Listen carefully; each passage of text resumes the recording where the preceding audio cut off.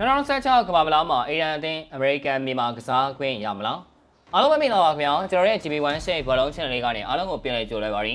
ဒီနေ့မှာတော့2016ကမ္ဘာ့ဖလားမှာအီရန်အသင်းအမေရိကန်မြန်မာကစားခွင့်ရမလားဆိုတဲ့အကြောင်းကိုတင်ဆက်ပေးသွားမှာပါ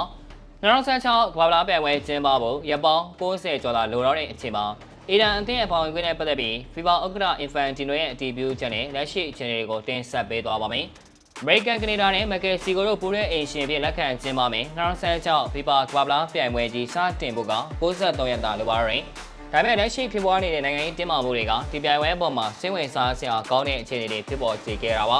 အီရန်မျိုးသားအသင်းဟာကမ္ဘာ့ဖလားခြေစစ်ပွဲအောင်မြင်ထားပြီးနယူးဇီလန်၊ဘယ်ဂျီယံ၊အီဂျစ်တို့နဲ့အတူအုပ်စုတွင်ကြားရောက်နေပြီးသူတို့ရဲ့အုပ်စုပွဲစဉ်အားလုံးကိုအမေရိကန်မြေပေါ်မှာကစားရမှာပါတကယ်လို့နှစ်သင်းစလုံးသာအုပ်စုဒုတိယနဲ့တက်လန်းခဲ့မယ်ဆိုရင်32သင်းအဆင့်မှာAsian American နဲ့ Iran တို့ထိတိုက်တွေ့ဆုံနိုင်ခြေအခြေအနေလည်းရှိနေပါတယ်။ဒါပေမဲ့ပြီးခဲ့တဲ့ဖေဖော်ဝါရီလ20ရက်နေ့က American နဲ့ Israel တို့ရဲ့ Iran ပေါ်လေကြောင်းတိုက်ခိုက်မှုတွေနောက်ဆက်တွဲ Iran ရဲ့လက်တုပ်ပြန်မှုတွေကြောင့် Iran အသင်းဟာ American နိုင်ငံအတွင်းဝင်ရောက်ရှင်ပြိုင်ခွင့်ရပါမလားဆိုတဲ့မေးခွန်းတွေထွက်ပေါ်လာခဲ့ပါတယ်။ခီးသွားလာမှုကန့်သတ်ချက်တွေပိတ်ဆို့ရေးယူမှုတွေနဲ့ပဋိပက္ခတွေကြောင့် Iran အသင်းပါဝင်နိုင်မှုပေါ်တန်တရားတွေရှိနေကြတာပါ။2016 March 17ရက်နေ့မှာတော့ FIFA ဥက္ကဋ္ဌ Gianni Infantino ဟာ American သမ္မတ Donald Trump နဲ့တွေ့ဆုံခဲ့ပြီးနောက်ဒီဆုံးရင်မှုတွေကိုတိုက်ရိုက်အပြေပေးခဲ့ပါတယ်။ Infantino ကသူတို့ရဲ့တွေ့ဆုံမှုမှာကမ္ဘာ့ဖလားပြင်ဆင်မှုတွေနဲ့ရင်ခုန်စိတ်လှုပ်ရှားစရာအခြေအနေကိုဆွေးနွေးခဲ့သလိုအီရန်အသင်းရဲ့အခြေအနေကိုလည်းအဓိကထားပြောဆိုခဲ့လို့ Instagram မှာဖော်ပြခဲ့ပါတယ်။ Infantino ရဲ့အဆိုအရသမ္မတ Trump ကအီရန်အသင်းအနေနဲ့ American မှာကျင်းပမယ့်ပြိုင်ပွဲမှာပါဝင်ရှင်ပြိုင်ဖို့ဒေသပေါက်ကြိုးဆိုပါတယ်လို့ထပ်လောင်းတည်ပြုခဲ့ပါတယ်။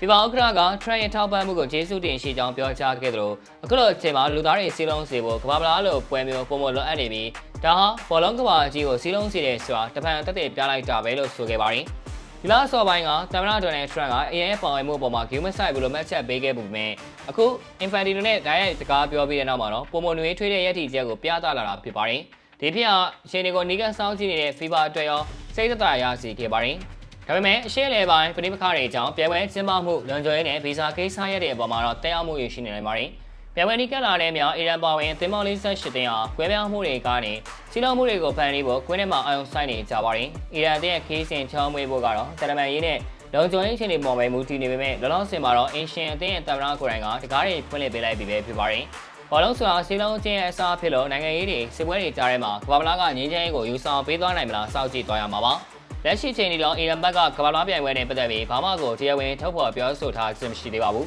။ဒီနေ့တင်ဆက်မှုကလောက်ပါမယ်။နောက်ဆုံးရအောင်စားသတင်းတွေအပြောင်းရွှေ့သတင်းတွေပွဲကြိုပွဲပြီးသုံးသက်ချက်တွေအပြင်စိတ်ဝင်စားဖွယ်အကြောင်းတွေကိုတင်ဆက်ပေးသွားမှာဖြစ်တာကြောင့်ကျွန်တော်ရဲ့ GB1 Share ဘောလုံး channel လေးကို like and follow လုပ်ပြီးဒီဗီဒီယိုလေးကိုလည်း share ပေးကြပါဦးလို့ပြောရင်းနဲ့ဒီကောင်ချုပ်လိုက်ရပါတယ်ခင်ဗျာ။